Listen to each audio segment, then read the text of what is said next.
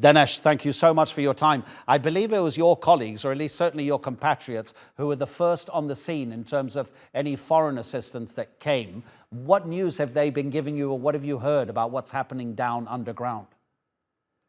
Yes, so it was the Hungarian Cave Rescue Service which arrived to the scene first. They were alerted by the European Cave Rescue Commission. They had no communication with the surface for over 2 days. And afterwards, they reported that Mark's condition was initially critical, but they managed to stabilize him.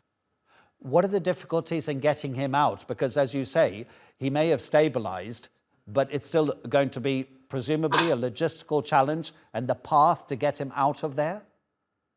Yes, so this cave rescue is going to be one of the biggest ones in history.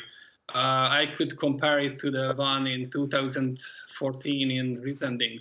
This is really not a common thing to rescue somebody from 1,000 meters of depth, and it's extremely challenging. Not even all the cavers are able to go down to him.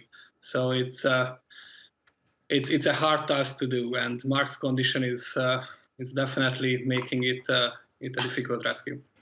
Do we know how many people have actually managed to get close to him? We don't have an exact number. I would estimate that about 20, 30 people maximum who are able to get to a close proximity to him. So it's no problem getting food and water down there, right? Water they has access to, which they can purify on site.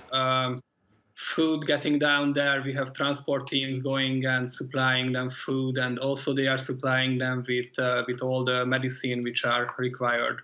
What they have down there is resembling an ICU unit, but we don't have all the required tools to give a complete fix to this problem. So the treatment which we can do is good and is as good as it can get, but it's still suboptimal.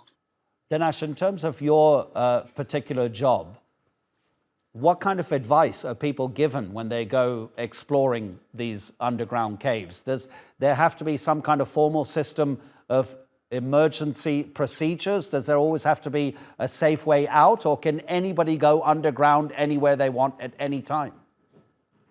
Well, at some points in the world they can, but they definitely shouldn't. In this cave, inexperienced people won't get farther away than the first drop. So it's definitely a hard thing to get down there in the first place. So only the most experienced ones will be there. And even if they get down there, they should have trip leaders with them who are experienced and know how to react to problems like this. So, for example, in Mark's case, when they realized that there is a problem, then people were exiting the cave as soon as they can and reported to us that a rescue is required. Denes, I can't thank you enough. And I also just want to point out that your country's defense ministry provided a military plane to transport the rescue workers to the site.